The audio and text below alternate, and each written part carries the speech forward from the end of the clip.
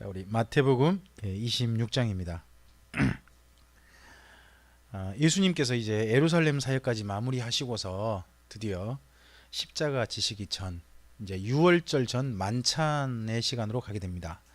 26장에서 굉장히 중요한 사건이 바로 성찬식 사건이죠.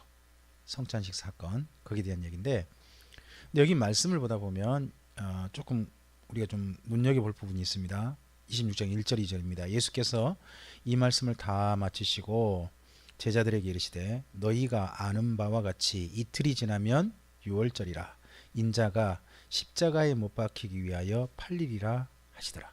자, 예수님께서요 이전에는 3일 만에 죽으셨다 3일 만에 부활하시고 이런 이야기만 하셨거든요. 근데 이번에 마지막 이제 예루살렘에서 십자가 지시기 전에 죽으심의 방법까지도 이제 알리시는 거예요. 이제 성경 읽다 보면요, 점점 그 하나님께서 시간이 가까우면 가까울수록 좀 구체적으로 말씀하시는 게 보여요. 그 바울 있죠. 바울이 예루살렘에 마지막 올라갈 때 맨 처음엔 이런 식으로 이야기하시거든요.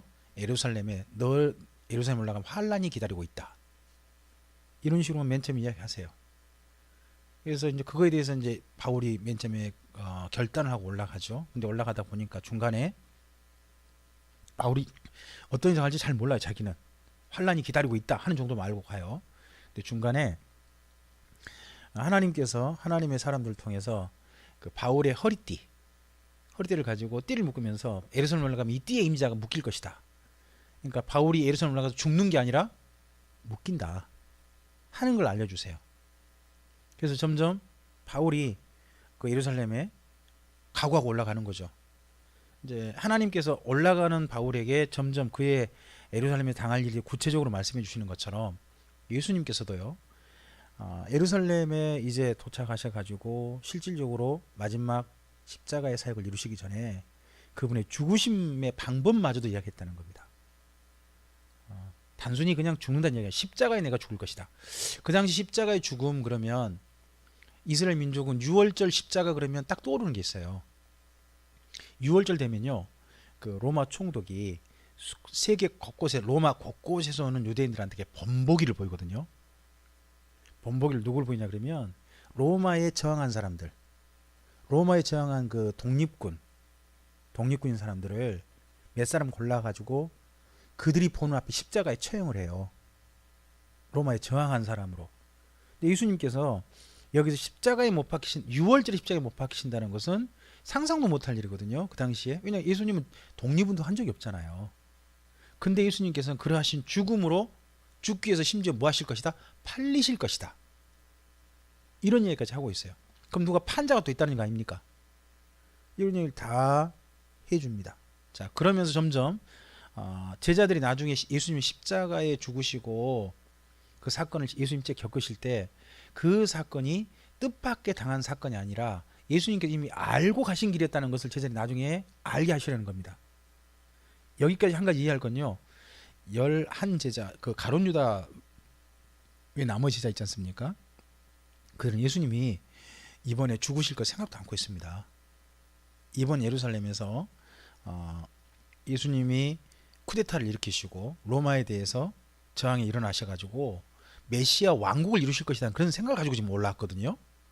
그런 생각 가지고 올라왔지 예수님이 팔리신다, 십자가에 죽으신다, 이건 상상도 못할 일이라는 거죠. 어쨌든지 자, 좀 더 가보겠습니다. 그때에 대제사장들과 백성의 장로들이 가야바라 하는 대제사장의 관정에 모여 예수를 흉계로 잡아 죽이려고 운운하되, 여기 그 당시에 대제사장이 한 사람이 아닙니다. 가야바, 안나스 이런 이름들이 성경에 등장해요. 대제사장이 예수님 때문에 2명이에요. 자, 예수님 대제사장이 몇 명이어야 되나요? 우리가 알기로는 1명이어야 되죠. 나중에 사도행전 가보면요, 대제사장이 4명이에요. 그러니까 이거 보면 그 당시에 그 사두개파가 얼마나 부패했는가가 보여요. 그러니까 매관매직이 됐다는 거죠. 그리고 또 그런 대제사장직을 이 사람 저 사람 주면서 그걸 이용했던 사람들이 누구겠어요? 아마 헤로도 안가라든지 로마 제국에서 그렇게 했겠죠. 그렇게 이용했겠죠. 갈라져야 자기들의 관리 다스리기 편하니까. 관정에 모여 예수를 흉계로 잡아주려 운운하되 말하기를 밀란이 날까 하노니 명절에는 하지 말자 하더라. 자, 이때 예수를 죽이려고 하는 것은 서로 결정됐어요. 그렇죠? 근데 언제나 하지 말자. 이번 유월절에 하지 말자. 그럼 원래 유월절 자기들은 안 죽이려고 생각했다는 거죠. 죽이려는 사람들이 이번 말고 다른 때 죽이자 이렇게 했어요. 그러면 이들의 계획대로 하면 이번 예수님은 이번 유월절에 죽으실 일이 없는 거예요, 원래. 근데 그건 자기들 생각이고 하나님의 계획은 그렇지 않죠. 하나님의 계획은. 그래서 이때 예수님께서 그 나머지 일정을 말씀해 주시는데 6절입니다. 예수께서 베다니 나병 환자 시몬의 집에 계실 때, 베단이라는 마을에 예수님의 친구가 살죠. 여기 나병 환자 시몬 말고 나사로, 마리아 마르다가 살고 있는 그 마을입니다. 그 예루살렘 바로 곁에 있는 불가촉 질병 환자들이 모여 있는 집성촌, 집성촌이라기보다는 집단촌, 그런 곳이 바로 여기 베단입니다. 그곳에 나병 환자 시몬이 있습니다. 이런 말을 통해서 우리 나사로가 병이 걸렸다 그러잖아요. 같은 마을 사람이거든요. 근데 여기 시몬도 나병 환자니까 나사로도 무슨 질병이겠다, 나병이겠다라고 우리 짐작을 그렇게 하는 거죠. 이제 그 또 마을 이름 자체가 베다니, 슬픔의 집, 이런 이름이니까 그런 겁니다. 그 마을에 있을 때에 한 여자가 매우 귀한 한 옥합을 가지고 나와서 식사하시는 예수의 머리에 부으니, 여기 식사하시는 예수님의 머리에 부었다라고 마태복음은 이야기하고 있는데 누가복음은 또 달라요. 이게 약간 다르거든요. 머리에다 부은 게 아니고 머리에 한 방울 떨어뜨리고, 누가복음 같은 데 읽으면 나머지는 발에다 부었어요. 발에다 부었어요.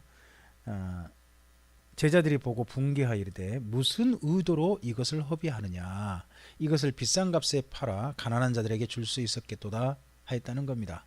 자, 이게 조금 이해하셔야 될 게 있습니다. 이날 그 예수님한테 나온 여자가 마리아였죠.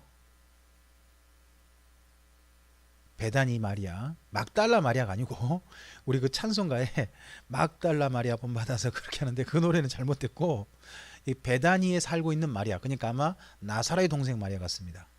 나사로의 동생 마리아가 예수님의 머리에 한 방울 떨어뜨리고 나머지를 발에 부은 거예요.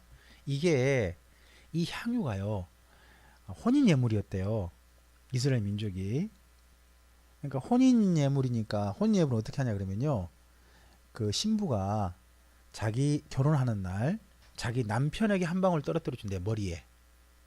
그리고 그대로 다시 봉합해 가지고 보관했다가 남편이 집에 어떤 손님이, 정말 남편이 존경하는 손님 오면요, 그 손님 머리 한 방울씩 떨어뜨려 준답니다.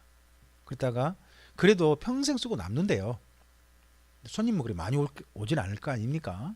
그러면 남으면 남편이 먼저 죽었을 경우에 남편의 몸에다가 발라준대요, 그 향유를. 그러니까 여기 한 여자가 예수님께, 지금 예수님이 총각이죠. 결혼하신 분이 아니잖아요. 그리고 붙는 여자가 결혼했을까요? 마리아가 결혼 안 한 걸로 우리가 알고 있습니다. 창녀 일을 했을 것으로 보통 그렇게 보는 여자인데, 그 여자가 나와서 예수님한테 갑자기 머리에다가 한 방울 똑 떨어뜨리고 발에 부으면, 우리 인식은 모르지만 그 당시 유대인들의 보기에는 무슨 풍습이에요? 이거 신부의 행위거든요. 신부의 행위. 그러니까 제자들이 보고 뭐예요? 분개했다는 거예요. 무슨 의도로 이렇게 하냐? 이거 무슨 의도냐 이거? 지금 제자들은 무슨 생각하고 있냐 그러면, 예수님이 이번 6월절에 분명히 어떤 왕으로 오죠. 왕으로 등극하신다. 그러니까 모든 게 다 이상해 보이는 거죠.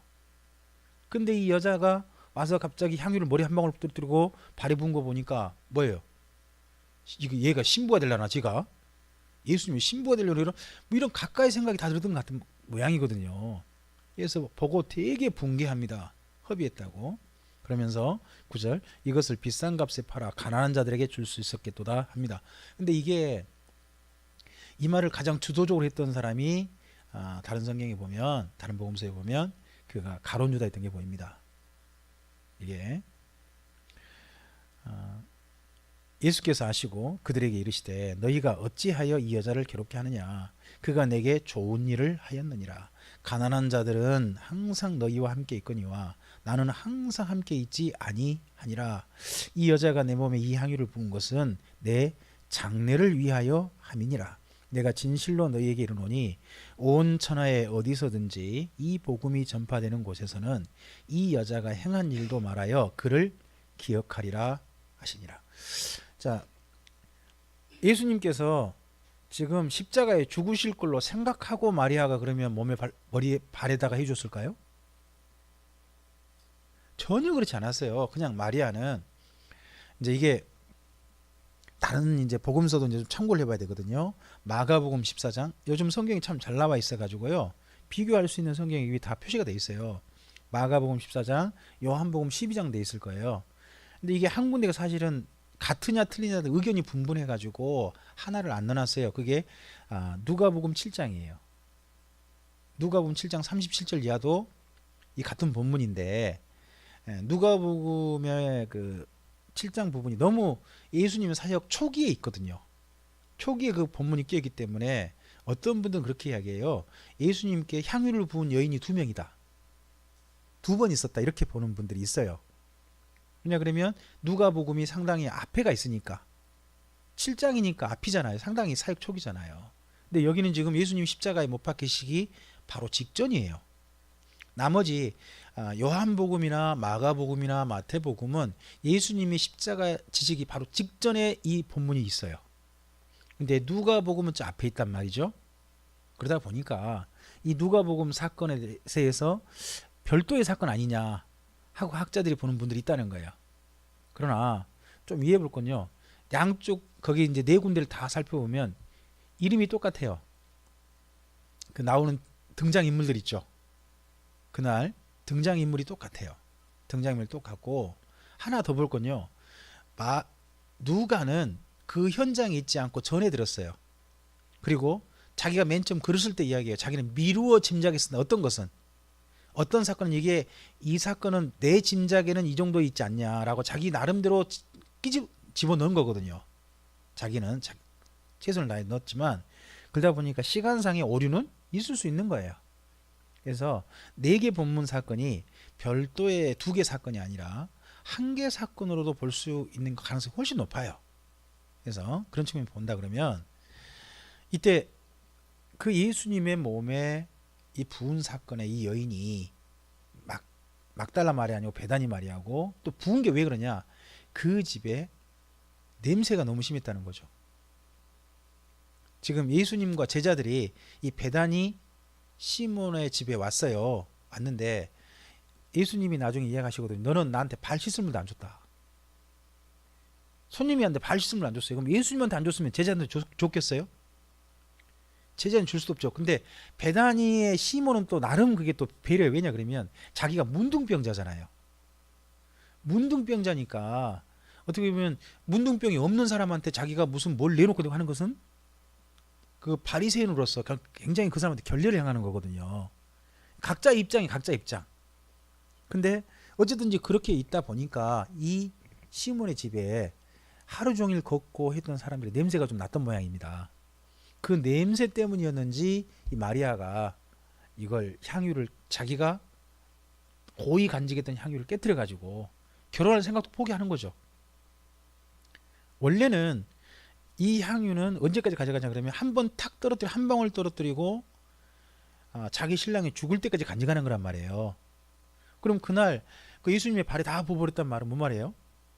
그거 혼인 예물로 안 쓰겠다는 거잖아요. 그냥 안 쓰겠다. 또 심지어 조금 더 말하면요, 결혼을 포기하겠다는 이야기거든요. 이 아가씨가 나름 이제 자기 나이가 어느 정도 들고, 그리고 그동안 자기 그 삶이 있으니까 내가 결혼은 포기해야 되겠나 보다 하는 생각 들었는지 모르죠. 그래서 그랬는지 그 향유를 기꺼이 예수님을 위해서 부어준 거죠. 그곳에 계신 예수님께. 그래서 이 여인의 순수한 사랑에 대해서 우리가 기억해야 한다는 겁니다. 순수한 사랑. 예수님께 뭐 바라는 거 없잖아요. 그냥 예수님을 그저 사랑하고 그저 좋아해서 뭐 예수님께 바라는 것도 없어요.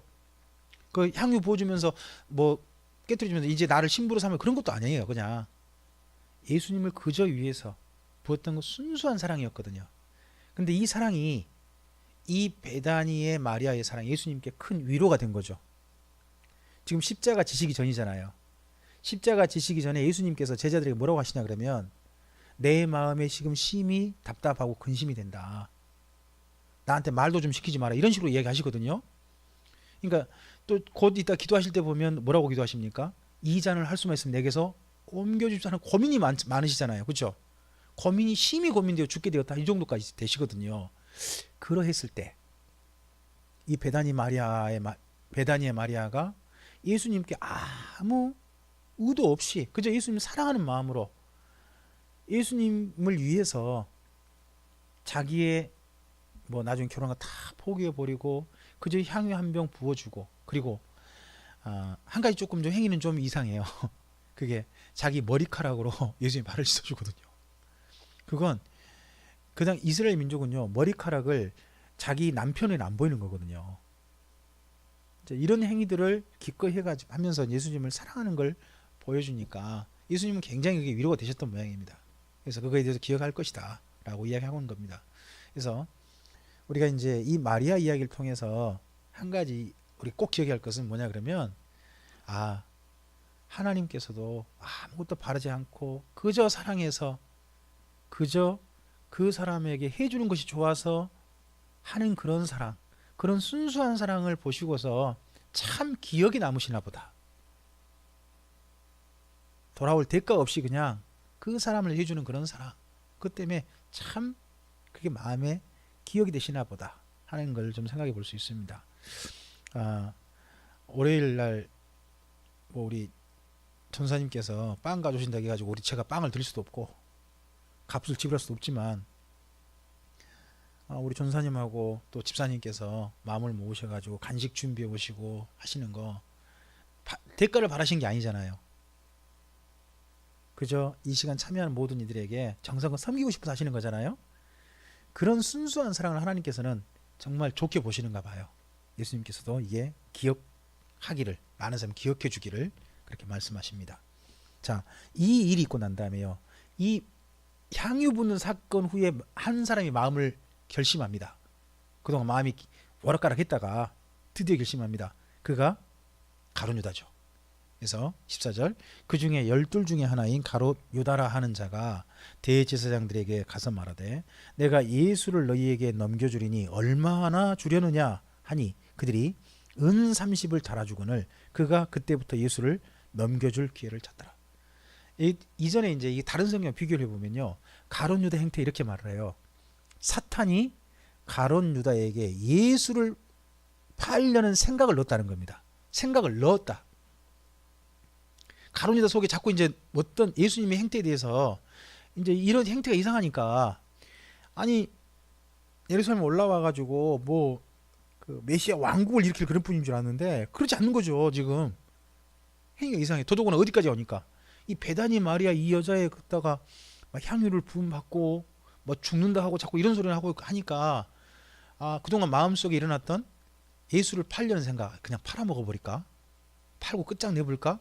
했던 생각이 사로잡혀 버린 거죠. 원래 그 생각이 자기 생각이 아니었다는 거예요. 사탄이 넣어준 생각이었다는 겁니다. 그래서요 우리가 여기 가룟 유다 사건 중에 하나 꼭 기억하셔야 할 게 있어요. 내 마음속에 일어나는 생각이라고 다 내가 스스로 한 생각이 아니라는 겁니다. 사탄이 내 안에 넣어줄 수 있는 생각도 있다는 겁니다. 누구에게든지 성경을 보면 신약 성경에 사탄은 모든 자에게 불, 화살, 화전을 쏘는 자라고 나와요. 화전. 그 화전이 뭐겠어요? 어떤 생각, 어떤 정말 사탄적인 생각, 그런 생각을 넣어준다는 거죠. 근데 그 생각에 동의해가지고 따라가 버리면 뭐가 돼요? 사탄의 사람이 되어버리는 거죠. 그런 일들이 있을 수 있다는 겁니다. 17절입니다.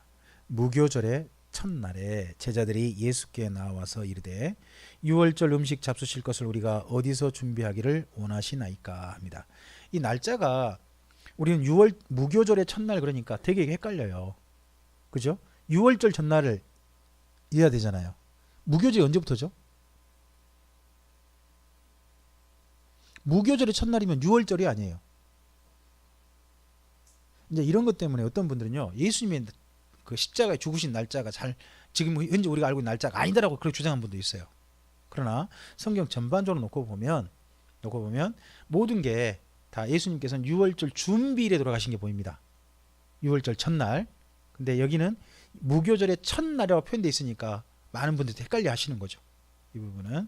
근데 전반적인 걸 다 놓고 보시면 될 것 같습니다. 유월절 음식 잡수실 것을 우리가 어디서 준비하기를 원하시나이까. 자, 유월절 음식 언제 먹죠? 며칠 날? 유월절 명절 하루 전날 먹는 겁니다. 전날 밤에. 그날 밤에 먹는 거거든요. 그러니까 이 날이 무교절 첫날이 뭔 날이겠어요? 유월절 준비일이란 말입니다. 준비일. 그날 먹는 거예요. 이르시되 성한 아무에게 가서 이르되 선생님 말씀이 내 때가 가까이 왔으니 내 제자들과 함께 유월절을 내 집에서 지키겠다 하시더라 하라 하시니, 이 집이 우리가 이제 알려지기는 마가의 다락방, 요한 마가네 집, 그렇게 우리가 알려져 있습니다. 제자들이 예수께서 시키신 대로 하여 유월절을 준비하였답니다. 그러고 봐서는 예루살렘에서도 예수님에 대해서 기대하고 응원하고 후원했던 어떤 사람들이 있지 않았겠나 싶어 보이죠. 저물 때에 예수께서 12제자와 함께 앉으셨습니다. 여기 앉으셨다는 말 그 나눠주 돼 있죠. 표시가 밑에 읽어보시면 이게 누웠다, 옆으로 기대어 눕다. 이스라엘 민족이 음식 먹을 때는요, 의자에 앉은 게 아닙니다. 옆으로 기대어 눕는 겁니다. 기대어 누워 식사합니다. 그들이 먹을 때에 이르시되 내가 진실로 너희에게 이르노니 너희 중에 한 사람이 나를 팔리라 하시니, 그들이 몹시 근심하여 각각 여짜오되 주여 나는 아니지요 합니다. 자, 모든 사람이 예수님께 뭐라고 하는 거예요? 나는 아니지요. 그럼 누구도 이 말을 해야 될까요? 유다도 가룟 유다 분명히 있을 겁니다. 근데 예수님은 뭐라고 하실까요? 네가 말하였다 이렇게 합니다. 네가 말하였다. 그래서 가룟 유다에게요, 예수님께서 제법 많은 기회를 주신 게 보입니다. 네가 말하였다. 질문이 올 때 그렇게 말씀하시고, 나와 함께 떡그릇에 그릇 넣는 자라고 그렇게 말씀하시면서 가룟 유다가 손을 떡그릇에 손 넣으니까 예수님 함께 손 놓으셨습니다. 그래도 안 바꾸니까 이번에는 예수님께 하신 말씀이 내가 잔을 갖다 주는 자다. 그러면서 일부러 포도주 한 잔 따라가지고 가룟 줬단 말이야. 넙죽 받아 먹어요. 그리고 전혀 생각을 안 바꿔요. 그러자 예수님께서 마지막 하신 이야기 뭡니까? 가서 네 일 해라. 이런 얘기 하시거든요. 그래서 여기 이제 복음서를 다 함께 전체 종합해 놓고 보면 가룟 유다에게도 끝까지 기회를 주고 계시는 예수님이 보입니다. 그래서 우리 인생이요, 주님 앞에 섰을 때 한 사람도 억울한 사람이 없는 거예요. 저는 그렇게 믿습니다. 모든 사람에게는요, 하나님께서 그 사람에게 가장 합당하게 하나님께 돌아올 수 있는 기회도 주셨고, 또 믿을 수 있는 또 그런 또 기회를 충분히 제공하셨을 것입니다. 우리는 모르지만 우리 이런 가룟 유다 사건을 통해 그런 것도 보입니다. 자, 23절입니다. 대답하여 이르시되 나와 함께 그릇에 손을 넣는 그가 나를 팔리라. 이 말 듣고 보면 가룟 유다 손 넣었을 때 누구도 함께 손 넣으셨겠다. 예수님 손 넣으셨겠다는 보이죠. 인자는 자기에 대하여 기록된 대로 가거니와 인자를 파는 그 사람에게는 화가 있으리로다. 그 사람은 차라리 태어나지 아니하였더라면 제게 좋을 뻔하였느니라. 자, 이 말이 참 우리에게 무서운 말 같아요. 어떤 사람이 하나님 앞에 섰는데 하나님께서 마지막에 그 사람을 지옥 보내시기 전에 뭐라고 이야기하시는 사람이 있냐 그러면 너는 차라리 태어나지 않았으면 좋을 뻔했다. 혹시 우리 인생에 대한 마지막 평가의 말이 그런 말이라면 얼마나 비참할까요? 주님 앞에 섰을 때 주께서 착하고 충성된 종아 내가 잘하였다라고 하는 이야기를 들으신 사람도 있겠죠. 그지만 정반대로 어떤 아주 밑바닥 사람은 너는 차라리 안 태어났으면 좋을 뻔했다야, 이런 사람도 있을 거라는 겁니다. 근데 이 가룟 유다가 그러합니다. 그래서 이제 이거 보면서 어떤 분이 그럽니다. 그래도 가룟 유다는 뭐라고 하냐 그러면, 가룟 유다 그래도 예수님 팔려는 어떤 하나님의 일에 동참한 사람 아니냐, 쓰임 받은 사람 아니냐, 그가 뭔 잘못이냐, 어떤 분은 그렇게 말을 하는 거예요. 그러나 성경 읽어보면 이제 몇 개가 보입니다. 그 사람이 아니더라도 그 일은 됐습니다. 근데 그 사람이 왜 그렇게 쓰임 받았느냐 하는 것을 좀 생각을 해봐야 됩니다. 자, 하나님께서 사람을 쓰실 때요, 두 종류가 있습니다. 하나는요, 택한 사람을 쓰신 경우가 있습니다. 하나님께 선택받은 사람, 구원받은 사람 쓰는 경우가 있습니다. 정반대로요, 지옥 갈 사람을 쓰는 경우가 있습니다. 성경에 지옥 갈 사람 쓰는 구약에서 어떤 경우가 있죠? 지옥 갈 사람을 하나님의 일을 위해 썼던 사람, 사용하셨던 사람이 있다면 누가 있을까요? 그가 모세 때 바로왕입니다. 그래서 우리가 성경을 읽어보면서요, 특히 로마서에서 눈여겨 읽어보셔야 돼요. 로마 특히 9장 같은 데 가보면 우리가 원래 다 진노의 궁율이라, 진노의 궁율. 근데 그 중에 몇 사람은 긍휼력으로서 했다는 겁니다.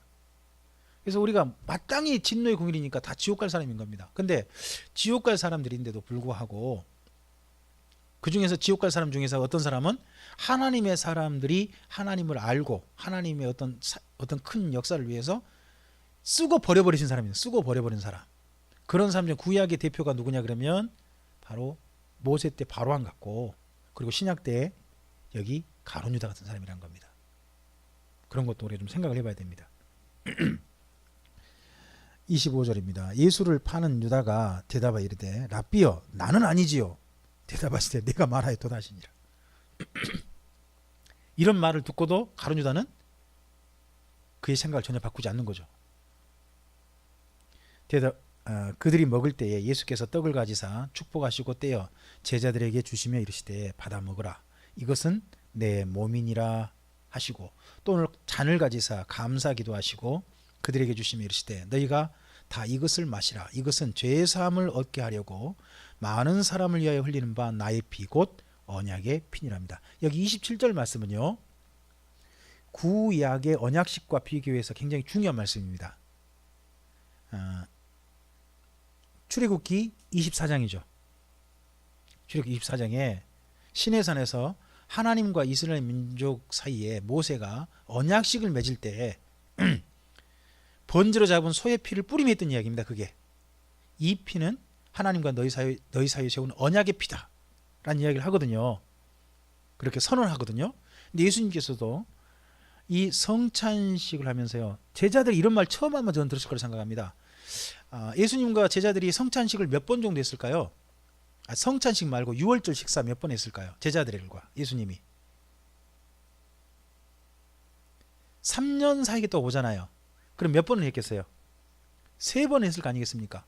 그렇죠? 그 중에서 예수님께서 제자들에게 이것은 내 몸이다, 이것은 내 피다는 이야기를 몇 번 하셨을까요? 저는 이때뿐이라고 봅니다.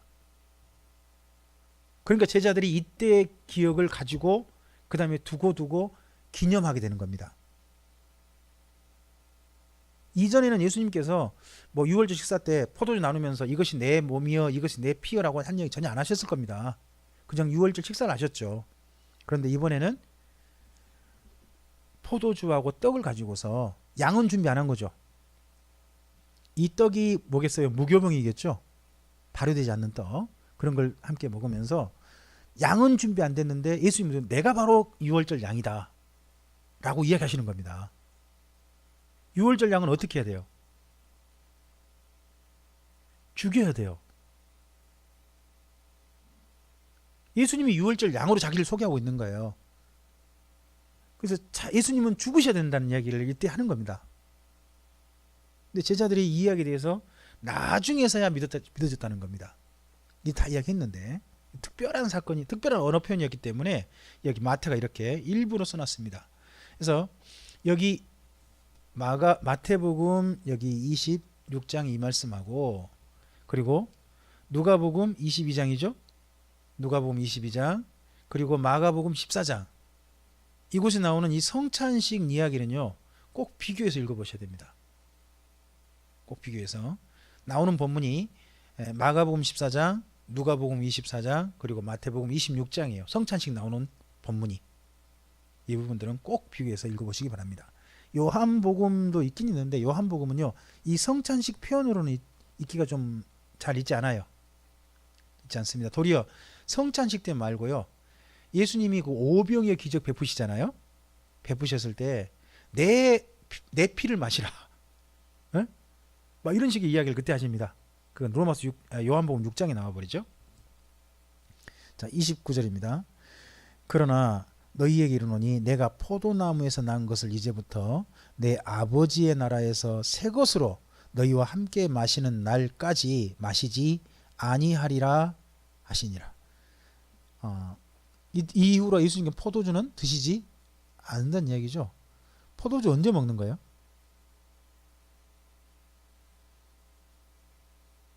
새 것으로 먹는다 그러면 언제예요?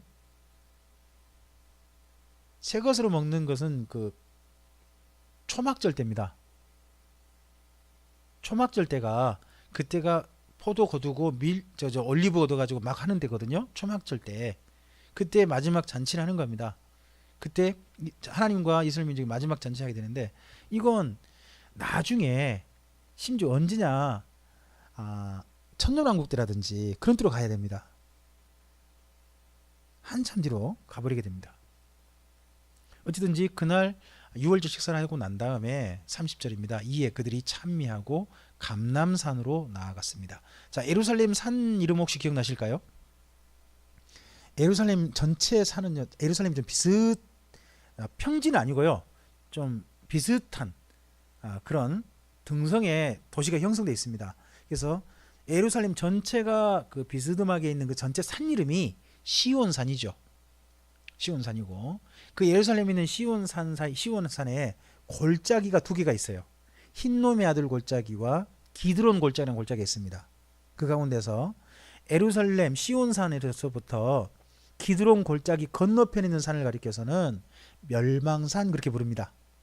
흰놈의 아들 건너편에 그 산을 가리켜서 멸망산 그렇게 부르고, 그리고 기드론 골짜기 시온산에서부터 기드론 골짜기 거기에 기드론 골짜기 바로 나가기 전에 약간 작은 언덕이 있어요. 언덕 같은 산이 있어요. 산도 아닌데 거의 언덕인데 하여튼 산이라고 해요. 거기를 모리아산 그러는 거예요. 모리아산에 뭐가 있죠? 예전에 그 아브라함이 이삭을 바치려고 했던 산이고, 거기가 바로 아라우나의 타작마당이고 다윗 때, 그리고 거기가 바로 성전 자리입니다. 그래서 성전이 세워지는 산이 모리아산이죠. 그리고 그 모리아산 건너편, 모리아산 사이에 이제 그 골짜기가 기드론 골짜기고, 기드론 골짜기 건너편에 있는 산이 있습니다. 산.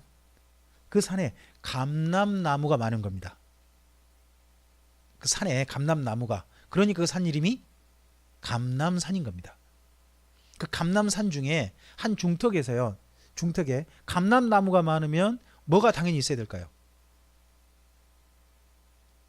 우리로 생각하면 이스라엘 민족 생각해 보세요. 감람나무가 많아요. 감람나무 과수원이 많아요.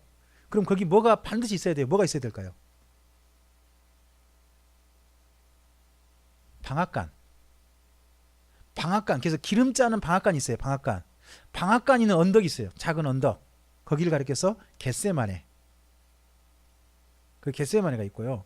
그 겟세마네 조금 더 올라가면 거기 성전이다. 성전이 그 감람산 중턱에 성전이 다 보여요. 거기를 보고 거기 이제 다 보인다 해가지고 전망산 그러는 거예요. 그래서 전망산이나 겟세마네 동산 이건 전부 다 어디에 포함되어 있냐 그러면 감람산에 다 포함되어 있는 거예요. 그래서 크게 예루살렘은 산이 4개가 있습니다. 전체적으로 시온산, 그리고 멸망산, 그리고 성전이 있는 모리아산, 그리고 기드론 골짜기 건너편에 있는 감람산, 이렇게 구성되어 있는데 그 중에서 감람산으로 갑니다. 31절입니다. 그때 예수께서 제자들에게 이르시되 오늘 밤에 너희가 다 나를 버리리라. 기록된 바 내가 목자를 치리니 양의 떼가 흩어지리라 하였느니라. 이 말씀은 스가랴서 말씀이죠. 그러나 내가 살아난 후에 너희보다 먼저 갈릴리로 가리라. 그러면 제자들이 이제 어디 간다는 겁니까? 내가 너희로 먼저 갈릴리로 간단 말은요, 너희들 갈릴리로 다시 돌아간다 그 이야기 아닙니까? 예수님의 부활 사건 이후에요, 제자들이 어디로 가버립니까? 부활하신 예수님이 예루살렘에서 만났죠. 근데 요한복음 읽어보면 제자들이 다시 갈릴리로 돌아가 버린 게 보입니다. 근데 먼저 거기 가서 기다리고 계실 것이다 하는 이야기를 하고 계신 거죠. 베드로가 대답하여 이르되 모두 주를 버릴지라도 나는 결코 버리지 않겠나이다 합니다. 여기 이제 버린다는 말에 밑에 그 나눠주는 실족한다는 말로 표현되어 있죠. 모든 사람이 예수님 때문에 실족해도 나는 결코 예수님 때문에 실족하지 않겠습니다. 뭐 이런 표현, 결코 예수님 포기하지 않겠습니다. 이렇게 하면서 심지어 자기 품에서 칼 두 자루 보이죠. 전 칼까지 가져왔습니다. 나 오늘 주님을 위해서 뭐 할 준비까지 하고 왔습니다. 죽을 준비도 하고 왔습니다. 메시아로서 이 땅에 어떤 쿠데타를 일으킬 때 저는 앞장서겠습니다. 그래서 앞장서 가지고 혹시나 그 전쟁 중에 제가 죽게 된다면 죽겠습니다. 주님을 위해서. 이런 결심을 말씀을 드립니다. 그랬을 때 예수께서 이르시되 내가 진실로 내게 이르노니 오늘 밤 닭 울기 전에 내가 3번 나를 부인하리라.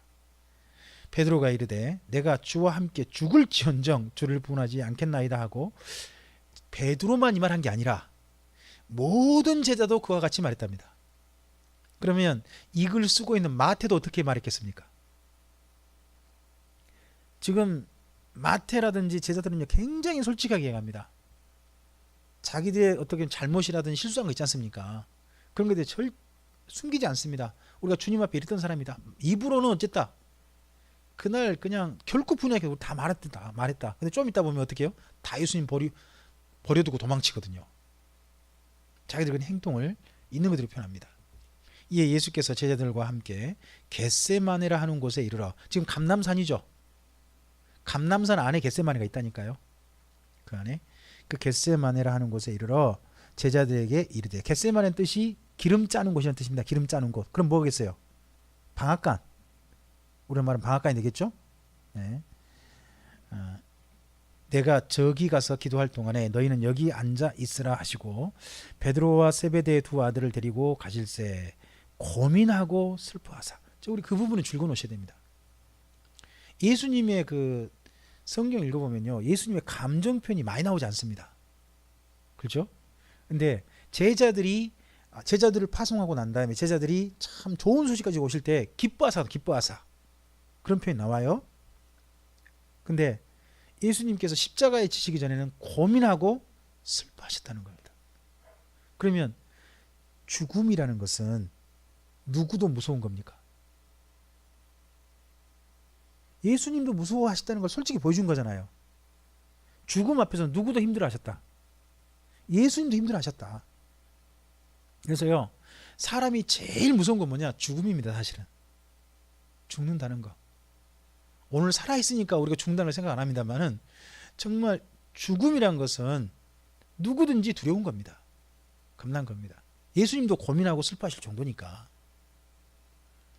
이에 말씀하시되 내 마음이 매우 고민하여 죽게 되었으니 너희는 여기 머물러 나와 함께 깨어 있으라 하시고. 자, 예수님께서요 제자들에게 한 번도요 너희 나랑 함께 좀 깨어 있자는 이야기 한 번도 하신 적이 없어요. 이전에 다른 성경을 보면요, 예수님께서 혼자 새벽에 혼자 따로 나가 한적한 곳에서 혼자 기도하셨대요. 혼자. 그럼 제자들은요? 새벽에 제자들은 뭐 한 거예요? 잤죠. 여태까지 한 번도 함께 있자는 소리를 안 했어요. 그러면요, 누군가에게 나랑 오늘 함께 있자 할 때는 그게 마음이 어떠신 거죠? 정말 힘드신 거죠. 그죠? 예수님이 스스로만 너무 힘드니까 함께 누군가에게 이때 예수님이 위로를 받고 싶으셨던 것 같습니다. 그러니까 이런 예수님이시니까요, 앞서서 베다니 마리아가 예수님께 향유를 부어준 사건이 얼마나 위로가 되셨겠냐고요. 이러신 상태니까. 베다니 마리아에게서만 아니라 제자들에게서도 위로를 받고 싶으셨던 것 같은데, 조금 나아가사 얼굴을 땅에 대시고 엎드려 기도하여 이르시되 내 아버지여, 만일 할만하시거든 이 잔을 내게서 지나가게 하옵소서. 그러나 나의 원대로 마시옵고 아버지의 원대로 하옵소서 하시고. 그럼 예수님이 이 말씀대로 본다면요, 죽고 싶으신 겁니까? 제가 안 죽고 할 수 있는 방법은 없겠습니까? 이런 말씀인 거잖아요. 예수님도 왜 이런 이야기를 여기 마태복음은 이야기하고 있을까요? 왜 예수님도 이렇게 죽음의 앞에서 이렇게 고민하셨다, 왜 이런 얘기를 하실까요? 자, 이거 이제 이해를 하셔야 된다는 거예요. 초기 기독교에 예수 믿는 유대인들이요, 항상 죽음 앞에 노출돼요. 예수 믿었다는 것 때문에. 예수 믿어서 죽으려고 예수 믿는 건 아니잖아요. 근데 항상 죽음에 노출돼요. 그리고 또 그 죽음 때문에 굉장히 많은 사람이요 실족하기도 하고요. 예? 그 죽는다는 게 무섭기 때문에 예수님 배반하기도 하는 거예요. 그랬던 일이 제법 많았어요. 많은 유대인들에게 예수님도 죽음은 뭐 하실 것이다. 예수님께도 죽음이란 건 힘들고 고민스러우셨던 거다 하는 걸 솔직하게 인정하는 거예요. 인정해 주면서 그 당시 믿는 많은 유대인들한테 위로가 되는 거죠. 예수님도 이러셨어. 그러니까 내가 이러는 건 당연한 거야 하는 겁니다. 그래서요, 우리의 삶 속에 어떻게 보면 죽음이란 것에 대해서 무서워하고 두려워하고 일부러 생각 안 하고 싶어 하는 건요, 사람으로서 당연한 거다 하는 것도 좀 생각해 볼 만한 거예요. 나는 빨리 죽고 싶다 하신 분들 몇 분 있는데 실제로는 죽음 앞에 놓고 보면 그렇지 않으시더라고요. 제가 우리 교회 지금은 이제 소천하시고 별세하셔가지고 안 계십니다만은 늘 삶이 너무 힘드셨던 그 권사님이 계셨어요. 그때 권사님께서요 저를 만날 때마다 목사님, 제가 빨리 예수님 빨리 왔으면 좋겠어요. 빨리 주님 만나고 싶어요. 맨날 그러셨거든요. 근데 그분이 막상 병원에 입원하시니까요, 병 낫게 달라고 더 열심히 기도하시던데요. 그게 사람 마음이에요. 죽음이라는 것은 누구든지 들어온 거거든요. 예? 여기 예수님께도 진짜 이건 힘드신 거죠. 자, 그래서 이렇게 기도하시고 난 다음에 제자들이 와봤습니다. 40절 제자들에게 오사 그 자는 것을 보시고, 아까 예수님이 제자들이 원하던 게 뭡니까? 기도해달란 말 아닙니다. 그냥 뭐 해달라? 잠 자지 말고 좀 기다려달라. 잠 자지 말고 기다려달라. 우린 깨어있으라 그러니까 맨날 깨어있다는 게 뭐다? 기도해달라. 아니, 예수님께서 기도해달라는 거 요청한 게 여기 없어요. 그냥 깨어있어 달라.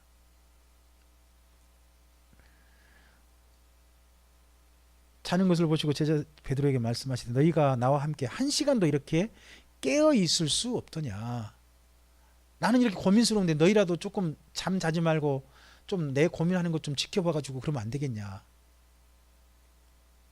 시험에 들지 않게 깨어 그 다음 뭐하라? 이제 기도하라. 마음에는 원이로되 육신이 약하도다 하시고 다시 두 번째 나아가 기도하여 이르시되 내 아버지여, 만일 내가 마시지 않고는 이 잔이 내게서 지나갈 수 없거든 아버지의 원대로 되기를 원하나이다 하시고 다시 오사 보신즉 그래도 제자들이 자니 이는 그들의 눈이 피곤함이더라.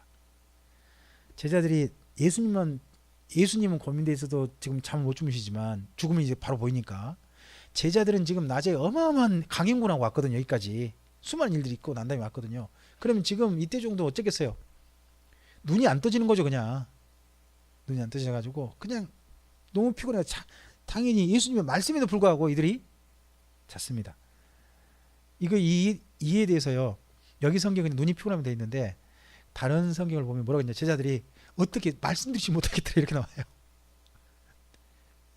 이제 예수님 깨어있어 달라고 했는데 깨어있지 못하고 자게 되니까 미안하니까 말도 못하고 그랬다는 겁니다. 어쨌든 그래도 그들은 잠이 온 거죠. 또 그들을 두시고 나아가 세 번째 같은 말씀으로 기도하신 후에, 그러면 이때 예수님의 기도가 시간 얼마나 걸렸을까요? 한 번, 두 번, 세 번 했잖아요. 한 번, 두 번, 세 번. 기도 시간을 얼마나 잡아먹었을까요?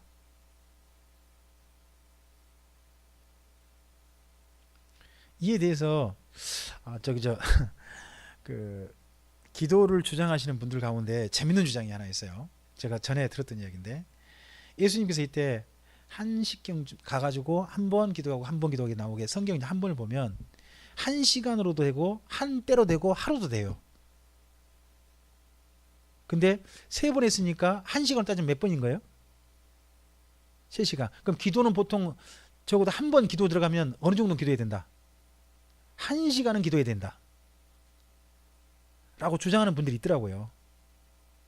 그렇게 주장하는 분들이 그런지 모르겠어요. 성경은 그렇지 않고 그냥 한 번, 두 번, 세 번이나 번으로 해석될 부분이지 1시간, 원 하워로 해석될 부분이 이게 원래 아니거든요. 그런 부분은 또 있습니다. 이에 제자들에게 오사 이르시되 이제는 자고 쉬라. 보라, 때가 가까이 왔으니 인자가 죄인의 손에 팔리느니라. 일어나라, 함께 가자. 보라, 나를 파는 자가 가까이 왔느니라. 벌써 가룟 유다가 사람들 데리고 온 거죠. 말씀하실 때에 12 중에 하나인 유다가 왔는데 대제사장들과 백성의 장로들에게 파송된 큰 무리가 칼과 몽치를 가지고 그와 함께 하였더라. 예수를 파는 자가 그들에게 군우를 짜이르되, 여기에 일부러 가룟 유다를 하지 않고 뭐라고 표현했나요? 예수를 파는 자. 여기 마태도 굉장한 어떤 그 감정이 보이죠. 그 말 속에 이름도 불러주고 싶지 않은 거죠. 예수를 파는 자. 그노를 짜이르되 내게 입맞추는 자가 그이니 그를 잡으라 한지라. 곧 예수께 나와 랍비여 안녕하시옵나이까 하고 입을 맞추니 예수께서 이르시되 친구여. 전 이것도 참 너무 정말 가슴 뭉클했던 이야기였어요. 자, 가룟 유다가 예수님께 와서 입 맞추면서 뭐라고 불러요? 랍비여. 그 말은 뭔 말이죠? 뒤에 있는 사람들에게 무슨 이야기예요? 자기 뒤에 있는 사람들한테 이 사람이 그 사람이 잡아가요, 그 말 아니에요. 잡아가요 하는 말로 랍비야 해주는 거라잖아요. 예수님을 향한 이야기 아니라 사실은 자기 뒤에 따라온 사람에게 해주는 이야기거든요, 이게. 그죠? 근데 예수님은 그런 가룟 유다에게 해준 이야기가 친구요. 예수를 파는 자. 그러다가 버림받은 그 사람에게도 예수님은 뭐라고 불러주시는 거예요? 친구요. 그래서 저는 이런 말씀을 통해서 성경에 이런 이야기 저는 믿어요. 하나님이 세상을 이처럼 사랑하사, 일부만 사랑하지 않았다는 거, 세상 전부 모든 사람을 다 사랑하셨다는 겁니다. 그리고 그들에게 주님 말씀하실 겁니다. 친구요. 심지어 지옥 갈 사람에게도 친구요. 내가 무엇을 하려고 왔는지 행하라 하신대. 이에 그들이 나와 예수께 손을 대어 잡는지라. 예수와 함께 있던 자 중에 하나가 손을 펴 칼을 빼어 대제사장의 종을 쳐 그 길을 떨어뜨려. 이게 베드로 사건인 건 아시죠? 말고라는 사람이 길을 쳤다고 되어 있습니다. 이에 예수께서 이르시되 내 칼을 도로 칼집에 꽂으라. 칼을 가지는 자는 다 칼로 망하느니라. 칼로 일어서는 자는 칼로 망한다. 이게 대표적으로 나타난 사건이요, 역사서죠. 특히 북이스라엘 역사를 보면 쿠데타로 일어나면 쿠데타로 망해요. 다 그런 게 보여집니다. 53절입니다. 너는 내가 내 아버지께 구하여 지금 12군단 더 되는 천사를 보내시게 할 수 없는 줄로 생각하느냐. 이 군단이죠, 군단. 이게 레기온이거든요. 레기온이라는 단위는요, 로마의 군대예요. 로마 군대. 그 한 레기온에요 4,800명 정도래요. 4,800명. 그러면 12군단이면 몇 명이 되죠? 10군단만 해도 48,000명이죠. 그죠? 그럼 2군단 더 하니까 5만 6만 돼버리죠. 5만 6만 가까이 되는 군대 아닙니까? 근데 이게 로마 정식 군대, 정예부대들도 간 말이거든요. 정예부대. 그럼 어마어마한 군대입니다. 6만 명이 동원될 수 있다는 어마어마한 겁니다. 그것도 누구를? 천사를. 사람도 아니고 천사를 동원할 수 있다. 그러면 이렇게 하신다면 예수님이 그냥 어떻게 보면 쉽게 말해서 물리력으로, 예수님이 가지시는 무력으로 그 일을 이루시려면 얼마든지 가능하시다는 거죠.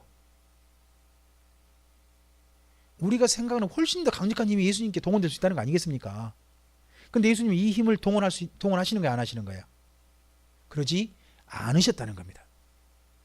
그럴 수도 있음에도 불구하고 54절 내가 만일 그렇게 하면 이런 일이 있으리라 한 성경이 어떻게 이루어지겠느냐 하시더라. 결국 성경의 말씀을 모든 걸 이루시기 위해서 예수님이 하실 수 있는 힘도 동원하지 않으신 거죠. 예수님께서는 그때 예수께서 무리에게 말씀하시되 너희가 강도를 잡는 것 같이 칼과 몽치를 가지고 나를 잡으러 나왔느냐. 내가 날마다 성전에 앉아 가르쳤을 때 너희가 나를 잡지 아니하였도다. 그러나 이렇게 된 것은 다 선지자들의 글을 이루려 함이니라 하시더라. 자, 예수님께서 이렇게 밤에 뜻밖에 잡히실 것이 어느 선지서에 있죠? 이게 스갈에서 있단 말이에요. 스갈에서. 이에 제자들이 다 예수를 버리고 도망했다는 겁니다. 이 내용 또한 양떼, 먹자를 치면 양떼가 흩어지리라. 이런 말씀이 전부 다 스가랴서 있습니다. 그래서 스가랴서 9장부터 14장까지 내용을 잘 읽어보시면 이 예수님의 마지막 십자가 죽으심 사건 관련해서 굉장히 많은 이야기가 담겨 있는 게 보입니다. 심지어 그 은 30에 팔리는 이야기도 사실은 스가랴서에 예언되어 있습니다. 그러니까 꼭 읽어봐야죠. 자, 57절입니다. 예수를 잡은 자들이 그를 끌고 대제사장 가야바에게로 가니 거기 서기관과 장로들이 모여 있다. 자, 서기관과 장로는 누구죠? 대제사장은 사두개파 사람입니다. 서기관과 장로들은요? 바리새파 사람들이에요. 원래 이들이 모여야 될 장소가 어딘가요? 회의를 하려면 모일 장소, 사내들인 공회입니다. 근데 공회에 모인 게 아니라 어디에서? 장소도 이거 불법 장소가 된 겁니다. 지금 대제사장 집으로 장소를 거기서 한 겁니다. 그래서 지금 성지순례를 가시면요, 예루살렘 가시면 이 대제사장 가야바 집을 갑니다. 지금도 여기 가야바 집이었을 것이다 하고 가는 데가 있습니다. 베드로가 멀찍이 예수를 따라 대제사장 집 뜰에까지 가서 그 결말을 보려고 안에 들어가 하인들과 함께 앉아 있더라. 다른 제자들은 오지도 않았어요. 우리는 이때 베드로가 부인했다고 해서 베드로만 뭐라 그러는데요. 더 중요한 거 뭐냐? 나머지 10명 제자, 10명, 9명 제자죠. 이때 누가 따라왔죠? 요한이 함께 왔잖아요. 요한이 왔고 했잖아요. 그러니까 요한하고 베드로는 왔어요.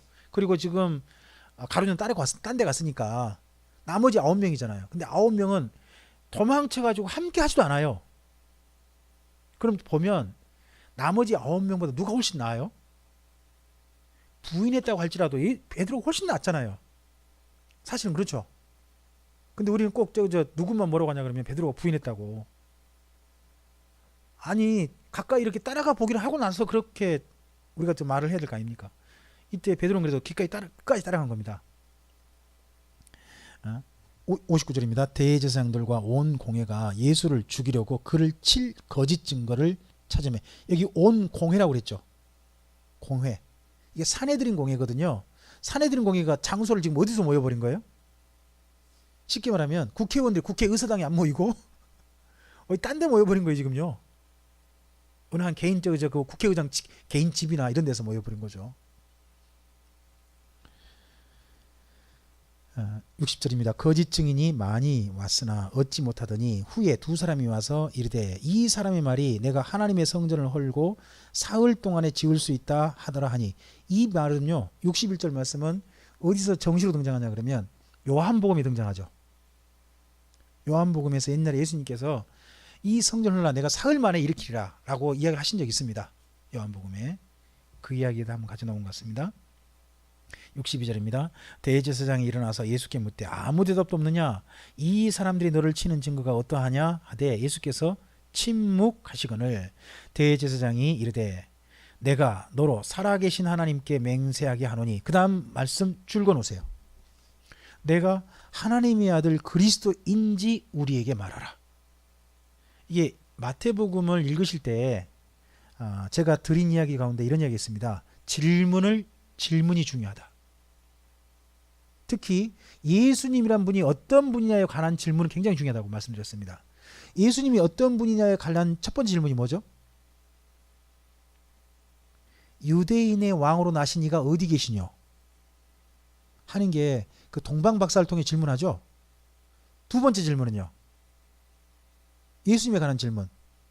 오실 그 이가 당신이십니까? 아니면 다른 이를 기다리오리까? 그런 질문도 있죠. 그리고 예수님이 제자들에게 질문하시죠. 너희는 나를 누구라 하느냐? 다 보면, 그래서 여기 마태복음에서 정말 중요한 질문은 뭐냐? 예수님이란 분이 어떤 분이냐에 관련된 질문 있지 않습니까? 그 질문 정말 중요해요. 꼭 밑줄 그어 놓으셔야 돼요. 자, 그 당시 유대인 중에 종교인의 대표가 누굽니까? 대제사장 아닙니까? 대제사장이 예수님께 묻고 있습니다. 내가 하나님의 아들 그리스도이냐? 지금 우리가 누굽니까? 우리란 일반 사람들 아닙니다. 유대인의 대표 공회에게 이야기를 하는 겁니다. 하나님께 맹세하면서. 그럼 진실을 얘기해 달라는 거죠. 자, 그래서 그에 대해서 64절입니다. 예수께서 이르시되 내가 말하였느니라. 무슨 말씀입니까? 예수님이 바로 하나님이 보내신 인자 그리스도라는 이야기 아니십니까? 있는 그대로 정말 당당하게 말씀하셨습니다. 그러나 내가 너희에게 이르노니 이후에 인자가 권능의 우편에 앉아 있는 것과 하늘 구름을 타고 오는 것을 너희가 보리라 하시니 이에 대제사장이 자기 옷을 찢으며 이르되 그가 신성모독하는 말을 하였으니 어찌 더 증인을 요구하리요 보라 너희가 지금 이 신성모독하는 말을 들었다. 그러니까 예수님께서 자신이 메시아라고 인정하니까 그 말을 어떻게 알아들었어요? 뭐라고 알아들어요? 신성모독했다. 아니 메시아가 자기를 메시아라고 하는데 그러면 이들한테는 애초에 뭔 마음이 있는 거죠? 예수는 메시아가 아니다는 마음이 분명히 있는 거죠. 메시아일 수 없다는 게 분명히 마음속에 있는 거 아닙니까? 그러니까 이들은 지금 예수님이 그렇게 말씀하시니까 신성 못 오겠다 라고 하면서 진짜 예수를 죽일 진짜 증거가 스스로 자백했다. 자기 입으로 스스로 말했다. 이렇게 이제 나오는 거죠. 그래서 66절 너희 생각은 어떠하냐 대답하여 어떠하냐 물었더니 대상이 모르니까 공회가 뭐라고 대답합니까? 그는 사형에 해당하니라. 공회원 전부 다가 뭐라고 합니까? 그는 사형에 해당한다.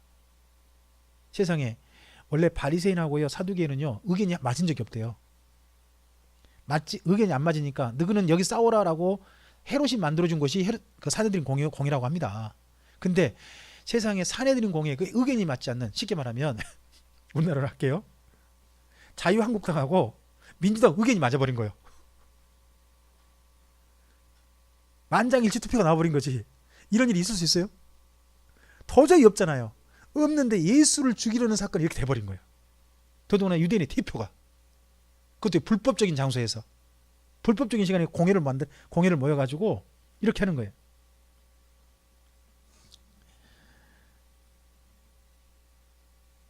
(67절입니다) 이에 예수의 얼굴에 침 뱉으며 주먹으로 치고 어떤 사람은 손바닥으로 때리며 이르되 그리스도야 우리에게 선지자 노타라 너를 친 자가 누구냐.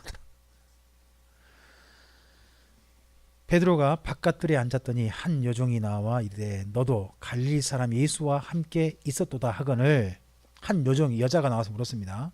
베드로가 모든 사람 앞에서 부인하여 이르되 나는 내가 무슨 말을 하는지 알지 못하겠노라 하며 앞문까지 나가니 베드로가 가만히 앉았던 게 아니라 가만히 앉았더니 일 나갔다 싶어가지고 집을 나가려고 앞문까지 나갔다는 겁니다. 다른 여종이 그를 보고 그 여기 있는 사람들에게 말하되 이 사람은 나사렛 예수와 함께 있었더라 하매 베드로가 맹세하고 부인하여 이르되 나는 그 사람을 알지 못하노라 하더라.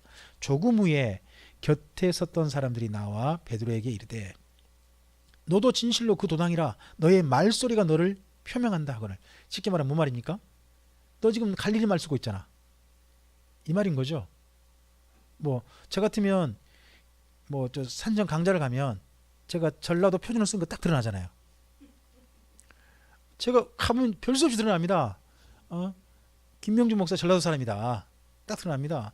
노 목사님 들어보면 아 저분 경상도 사람 딱 드러나요. 어투가 딱 나오죠. 어투가. 그렇죠? 그런 것처럼 베드로도요. 갈릴리 사람이 갈릴리 방언이 나왔을 거 아니겠습니까? 그 말은 어투 보니까 그런다는 거죠. 쉽게 말하면 이런 거죠. 쌀 해보라겠는데 살 그런 거죠. 그렇게 좀 걸려버린 겁니다. 그러니까 이렇게까지 하니까 베드로가 47절에 이렇게 표현합니다. 그가 저주하며 맹세하여 이르되 나는 그 사람을 알지 못하노라 하니 곧 달기 울더라. 예수님께서 내가 달기 울기 전에 나를 3번 부인하리라. 그 말씀 그대로 했는데 마지막은 저주까지 했다는 겁니다. 자기가. 베드로의 이런 이야기가 자기가 예수님을 부인했는데 저주까지 하면서 부인했다는 이야기를 누가 알고 있을까요? 베드로가 이렇게 예수님을 부인했을 때 3번째는 저주까지 했다는 이야기를 누가 알고 있을까요? 마태만 아니라 그 당시에 믿는 유대인들이 다 알아요. 베드로가 믿는 유대인들 찾아가죠. 맨날 증언할 때 누구를 소개하는 거예요? 자기. 왜요? 그 당시 베드로만 아니고요. 그 당시 믿는 모든 유대인들이 정말 힘들었어요. 예수님을 부인해야 되는 그런 처지도 많았고 맨날 죽음의 얘기 있고 그랬거든요. 그래서 흔들리고 그래요. 그랬을 때 베드로가 그들에게 솔직히 이야기하는 거죠. 나도 어떤 사람이다. 예수를 부인했는데 심지어 뭐까지 하면서 저주까지 부인했다라고 이야기하는 겁니다. 자, 이 저주했다는 말이요. 왜 유대인들에게 믿는 유대인이 중요하냐 하는 걸 좀 이해해 보셔야 돼요. 자, 우리 히브리서 좀 가보세요. 히브리서 10장 가보면 뭐가 나오냐 그러면 유대인들의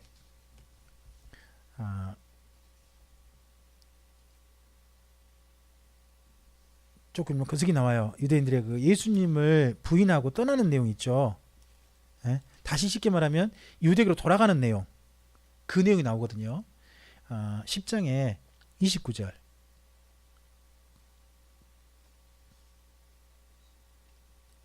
10장 29절 보시면 하물며 이게 다시 그러니까 유대교로 돌아가는 과정이에요.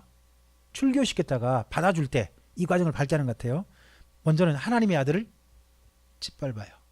예수님을 아마 예수님 이름 써놓은 거나 그걸 짓밟아야 되는 것 같아요. 그리고 자기를 거룩하게 하는 언약의 피를 뭐 어떻게 얘기해야 돼요? 부정하다. 저주를 해야 되는 거죠. 예수의 피에 대해서 뭐라고 해야 돼요? 저주해야 돼요.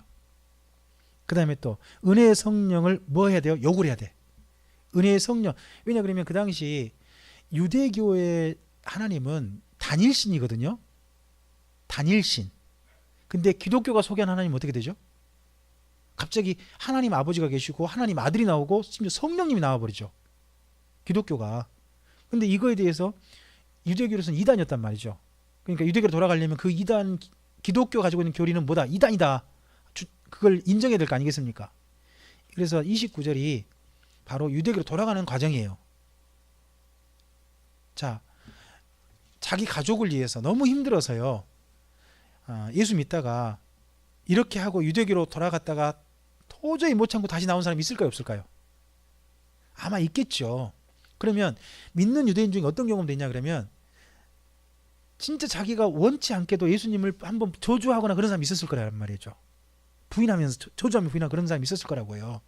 근데 그런 사람들에게 누구 이야기가 위로가 되는 거예요? 베드로도 자기가 예수님을 부인하며 저주했다. 이런 이야기를 하면 그들에게 그렇지만 지금 내가 예수님 떠난 게 아니다. 뿐만 아니라 예수님이 나를 버리는 게 아니다. 예수님이 나를 이렇게 지금도 사용하고 계시고 내가 예수님 사랑해서 이 자리에 있지 않느냐. 그런 것처럼 과거 그런 적 있다 할지라도 지금 성도님이 지금 형제가 우리 하나님 품에 예수님 품에 다시 돌아온 거 아니냐. 그럼 됐다. 저주한 거 그게 문제가 아니라 지금 돌아온 게 중요한 거다. 이런 베드로의 이야기가 굉장히 많은 믿는 유대인들에게 위로가 됐을 거라는 거죠. 그래서 베드로는 자기가 예수님을 부인했을 때 3번 부인할 때 마지막 이야기를 꼭 했을 걸로 보입니다. 유대인들이 아는 거죠. 그러니까 마태복음이 누구를 향해 쓴 글이다? 유대인들을 향해 쓴 글이라는 게 보이는 겁니다. 그렇지만 비교되는 성경이 있어요. 누가복음하고 요한복음에는 베드로가 3번 부인했다고는 하지 저주하며 부인했단 말을 안 한단 말이죠. 이런 것도 우리가 좀 참고해 볼 만합니다. 이제 어쨌든지 그런 사건이 닭이 우니까 75절 이에 베드로가 예수의 말씀에 닭 울기 전에 내가 3번 나를 부인하리 하심이 생각나서 밖에 나가서 심히 통곡했답니다. 그래서 마태복음에서 제일 긴 장입니다. 26장이 75절이나 되는 그런 긴 내용으로 구성되어 있습니다. 27장입니다. 새벽에 모든 대제사장과 백성의 장로들이 예수를 죽이려고 함께 논하고 결박하고 끌고 가서 총독 빌라도에게 넘겨주니라. 자, 총독 빌라도의 재판에 넘겨준 때가 어느 때라고요? 시간? 새벽이라고. 새벽. 이 새벽이라는 시간이 요한복음에는 몇 시라고 표현됐을까요? 요한복음이 6시, 6시라고. 6시.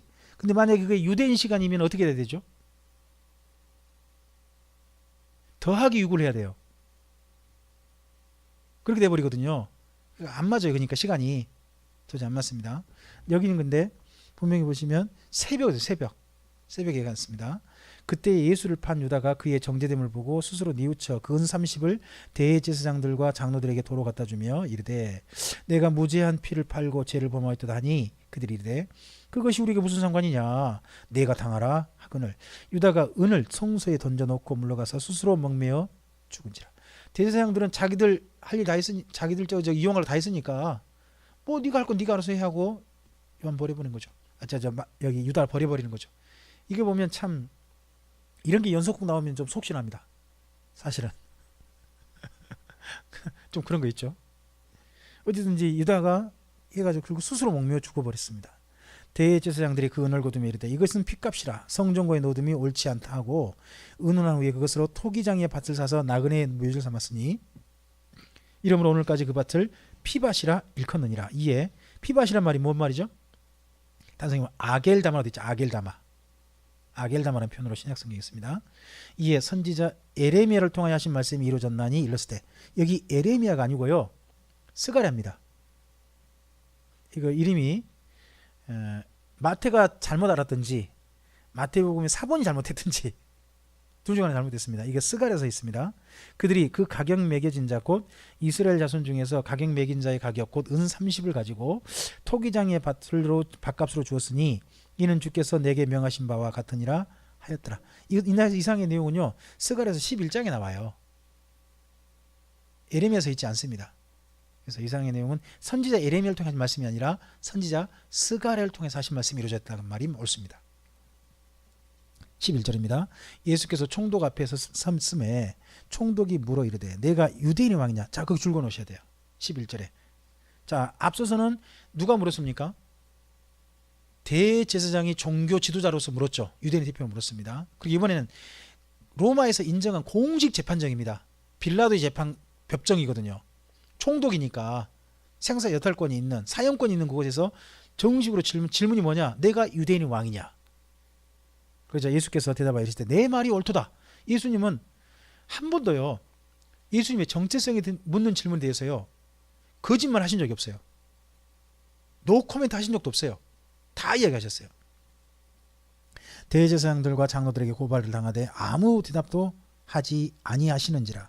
이에 빌라도가 이르되 그들이 너를 쳐서 얼마나 많은 것으로 증언하는지 듣지 못하느냐 하되 한마디도 대답하지 아니하시니 총독이 크게 놀라워 하더라. 명절이 되면 총독이 무리의 청원대로 제수 한 사람을 놓아주는 전례가 있었습니다. 그러니까 로마에서 이 6월절 때만 되면 본보기로 죽인 사람들 중에 다 죽일 수 있는데 이제 뭐예요? 로마는 자비하다. 로마는 관대하다. 팍스 로마나를 위해서 뭐 해주는 거예요? 로마를에게 그렇게 쿠데타를 일으킨 사람이지만 밀란을 일으킨 사람이지만 그 중에 한 명 민중이오는 뭐 한다? 한 명은 살려준다. 그런 전례가 있다는 겁니다.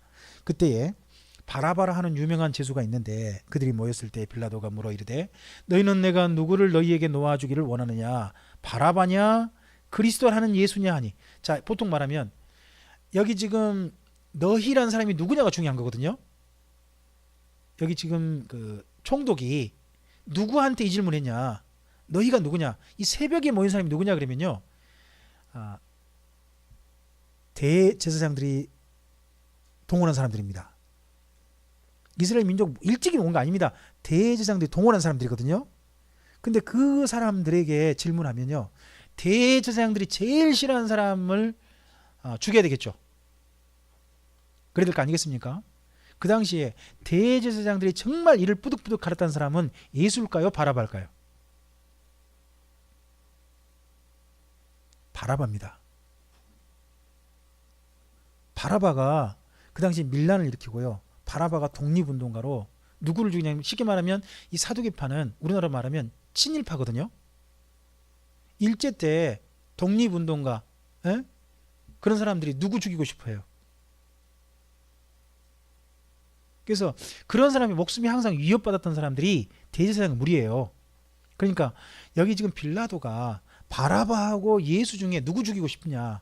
예수는요 자기 스스로 메시아라고 주장해도 그 사두개인들에게 별로 위협이 안 된단 말이죠. 평소 위협될 만한 인물이 아니에요. 누가 더 위협이에요? 진짜는 바라바란 말이에요. 무력도 이용하고 여지껏 또 많은 사람 죽이고 밀란을 일으켰으니까. 그랬는데 그때 놀랍게도, 그래서 18절 보시면 왜 이렇게 질문한 이유가 나오죠. 이는 그가 그들의 시기로 예수를 넘겨준 줄 알미러라. 그러니까 총독이 이 정치적 상황에서 누구를 살려주려고? 예수를 살려주려고 바라바하고 예수를 둘이 거론한 거예요. 예? 둘 중 누구 살려야 되겠냐 하고 거론한 거란 말이죠. 총독이 재판석에 앉았을 때에 그의 아내가 사람을 보내어 이르되 저 옳은 사람에게 아무 상관도 하지 마옵소서. 오늘 꿈에 내가 그 사람으로 인하여 예를 많이 태웠나이다 하더라. 대제사장들과 장로들이요 무리를 권하여 바라바를 달라 하게 하고 예수를 죽이자 하게 했다는 겁니다. 이것도 놀라운 거죠.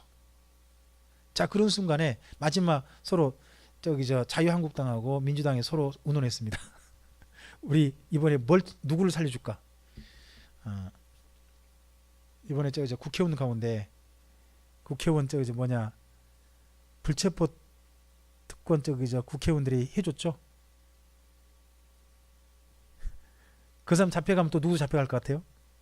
나중에 또 그게 또 전례가 되면 자기 중에 또 누구 한 사람 또 잡혀갈 거 아니겠습니까? 그러니까 국회의원들께 또 그때는 또 어쩜 그렇게 짝짝꿍 되는지.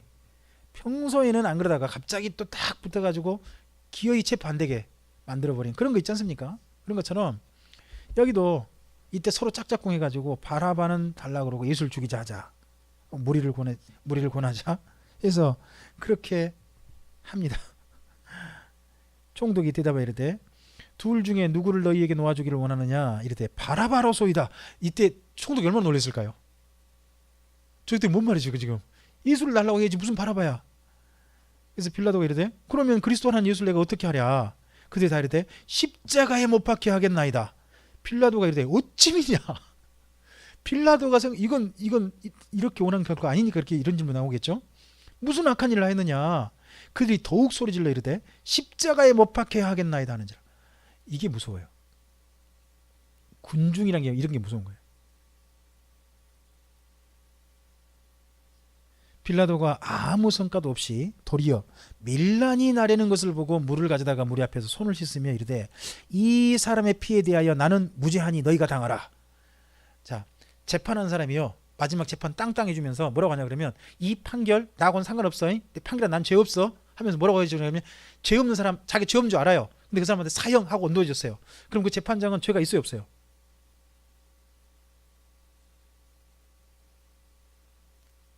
죄 없는 사람을 사형이라 온도한 사람은 어마어마한 죄인 거죠. 그 사람이 죄 없는 줄 알면서 했으니까. 사실 이런 일이 우리나라에 많았어요. 근데 여기 지금 이때도 뭐 별로 그렇게 하는 거지. 빌라도가 백성 앞에서 이스라엘 민족 앞에서 손 씻으면서 난 무죄다. 니네가 당해라.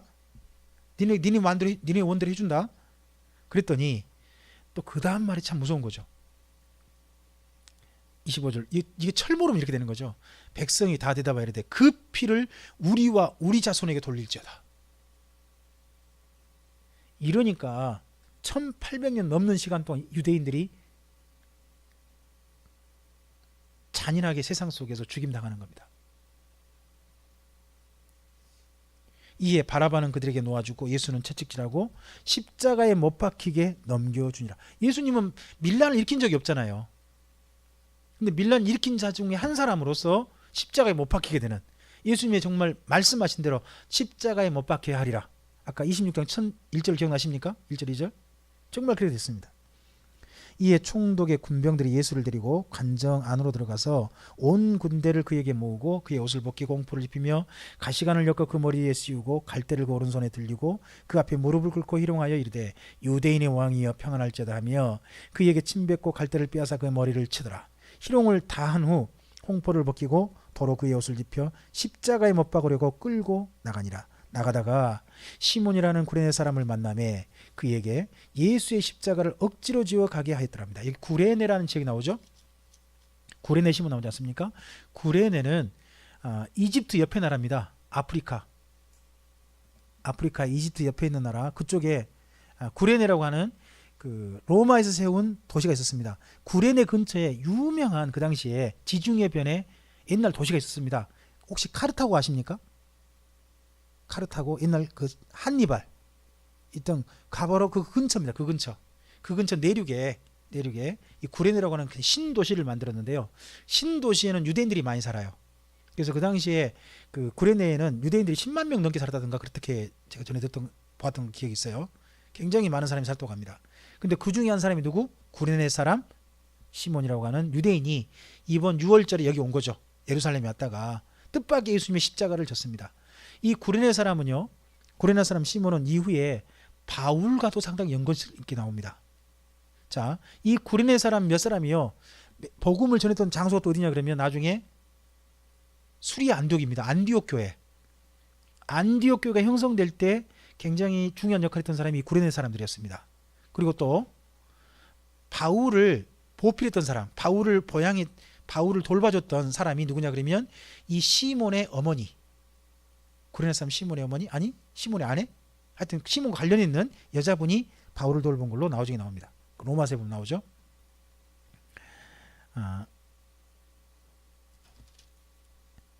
33절입니다. 골고다 곧 해골의 곳이라 하는 곳에 이르러 쓸개탄 포도주를 예수께 주어 마시게 하려고 하였더니 예수께서 맛보시고 마시고자 하지 아니하시더라.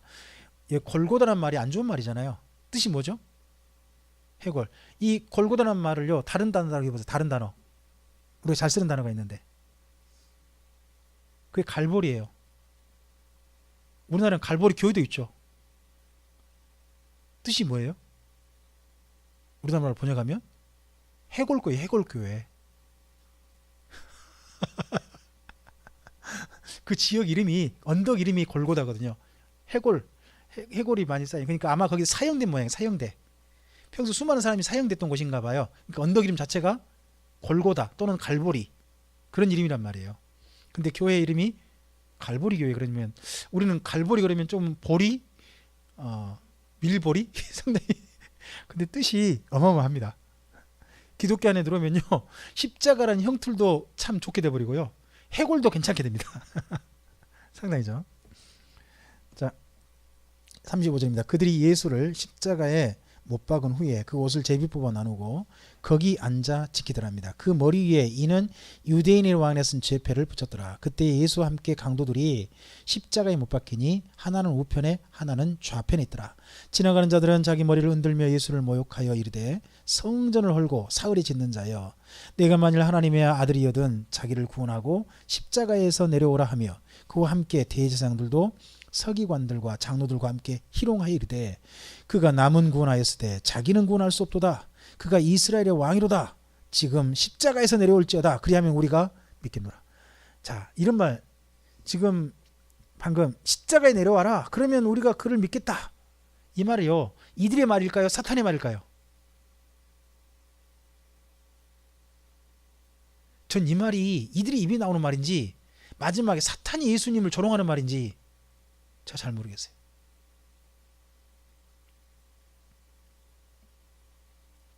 그가 하나님을 신뢰하니 하나님이 원하시면 이제 그를 구원하실지라. 그의 말이 나는 하나님의 아들이라 하였도다 하며 함께 십자가에 못 박힌 강도들도 그와 같이 욕하더라. 그러니까 예수님의 우편 좌편의 강도들도 함께 욕했다는 겁니다. 처음에는.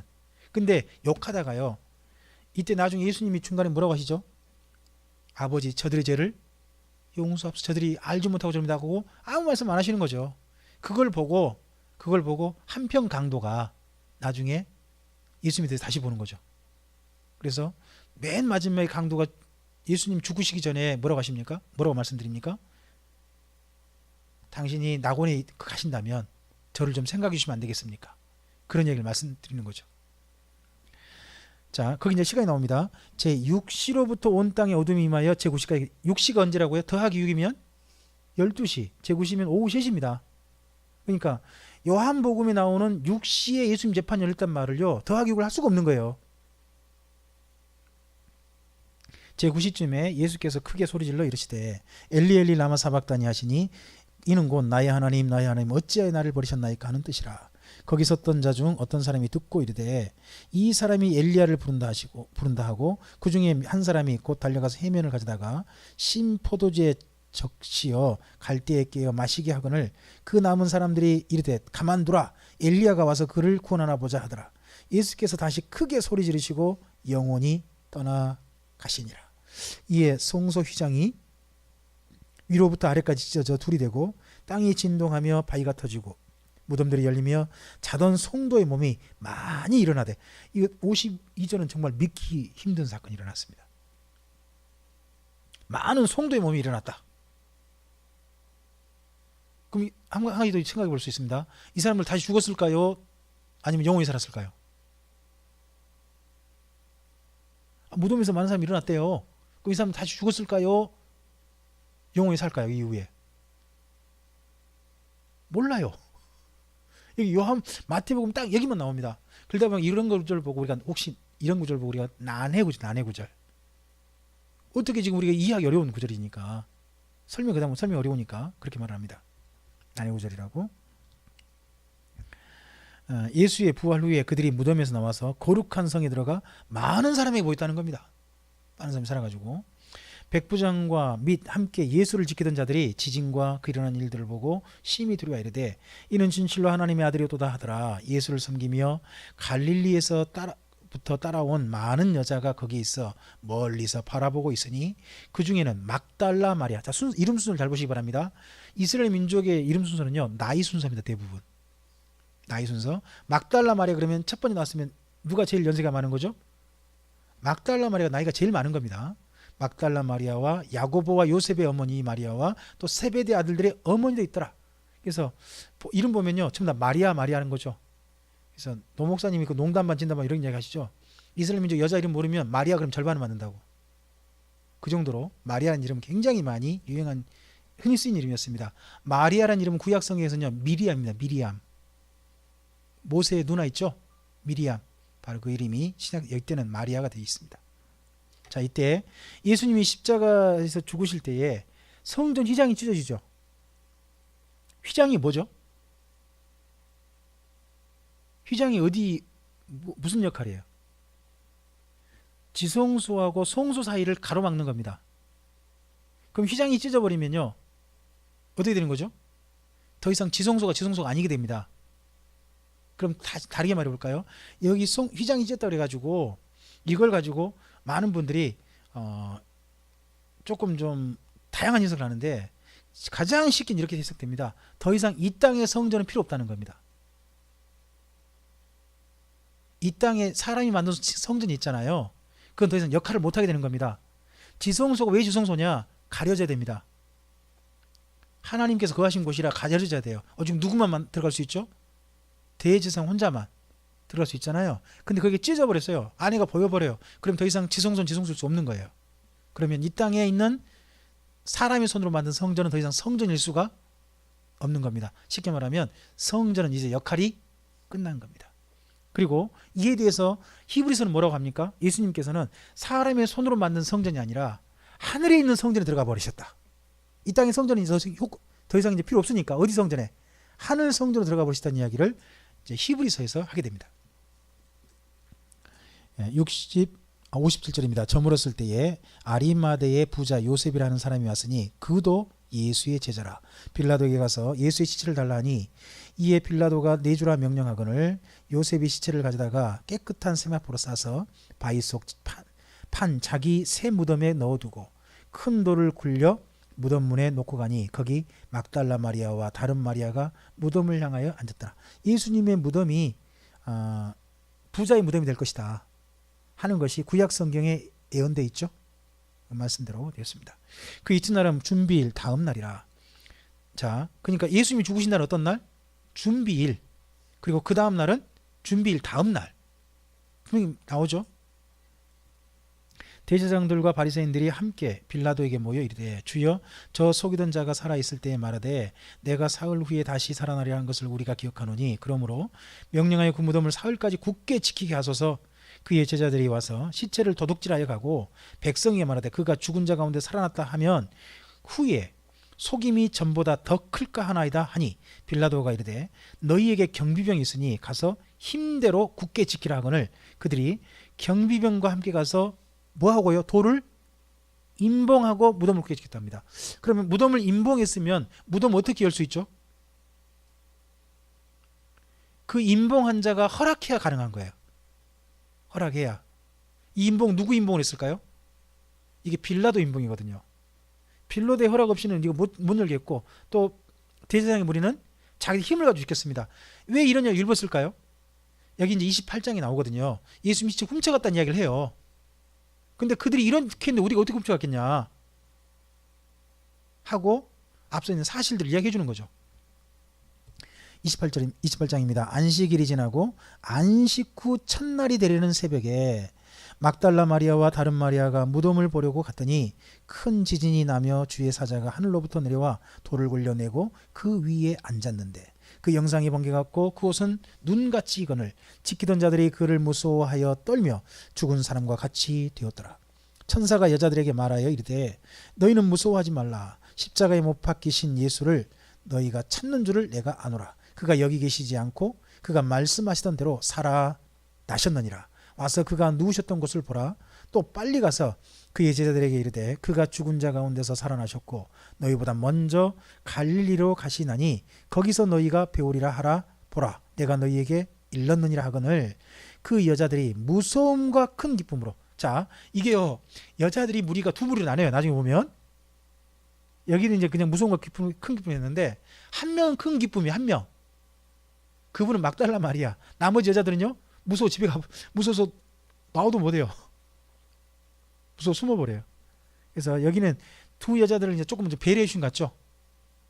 일부는 무서워해갖고 나오도 못했고 한 사람은 큰 기쁨인데 함께 전체를 다 뭉쳐가지고 이렇게 이야기해 주는 거죠. 자, 큰 기쁨으로 빨리 무덤을 떠나 제자들에게 알리려고 다름질했어요. 제자들에게 알리려고 다름질했던 분은 막달라 마리아 혼자입니다. 혼자 그렇게 했죠.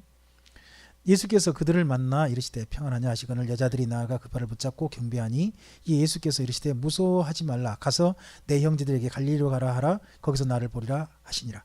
여기 여자들이 예수님 발을 붙잡고 경배했다. 여자들 다 배려해 주신 것 같습니다. 이분이 마태는. 그러나 요한복음을 읽어보면 한 명이었습니다. 막달라 마리아가 예수님 만나잖아요. 그런 내용을 좀 이렇게 좀 전체를 배려해서 이야기해 좀 보입니다.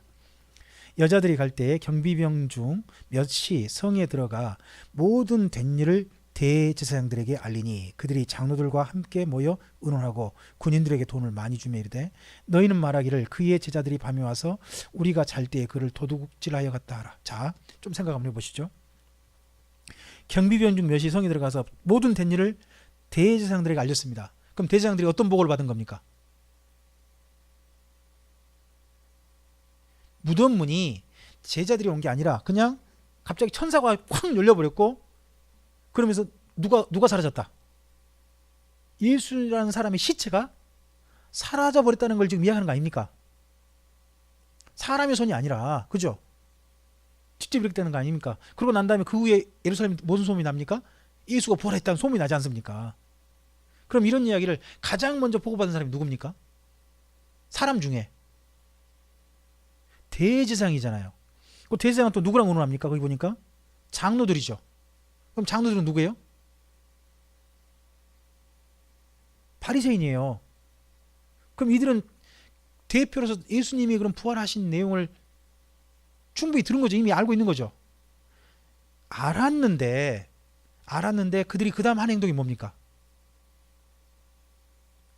군인들한테 돈 줘가지고 어떻게 하라고. 그래서 15절 보면 이제 뭐 거기 도둑질하러 갔다 그러면서 14절 만일 이 말이 총독에 들리면 우리가 권하여 너희로 근심하지 않게 하리라. 왜 총독에 들리면 근심한다는 거죠? 아까 제가 말씀드렸어요. 누구 임봉을 했다고 했죠? 총독의 임봉. 그럼 총독의 임봉 없이 그게 깨져버렸어요. 그 문이 열려버렸어요. 그럼 문 지키던 자는 어떻게 될까요? 총독이 죽임당하는 거예요. 큰 불이익 당할 수 있어요. 그러니까 그런 일이 많이 있게 되면 총독한테 말하고 넌 전혀 불이익 돌아가지 않게 해줄게. 생명 보장해 준 거죠. 보장해 주면서 그래서 15절 군인들이 돈을 받고 가르친 대로 하였으니 이 말이 오늘까지 유대인 가운데 두루퍼졌다. 그럼 이거 보면 보입니다. 첫째 군인들 봤죠. 그 사람 봤지 않습니까? 그리고 바리새인들과 사두개인 보고 받았죠. 예수라는 분이 부활했다는 거 알았음. 그럼 이런 사건이 있다는 거 안 거 아닙니까? 알았는데 믿었나요? 그 이후의 반응은 앞에 했던 자기 행동들에 대해서 회개하거나 정말 자기들이 메시아를 죽었다는 것 때문에 통곡하거나 그런 게 아니라 자기들의 행위를 정당하게 만들기 위해서 거짓말을 만들고 이렇게 가는 게 보입니다. 이게 참 무서운 거죠.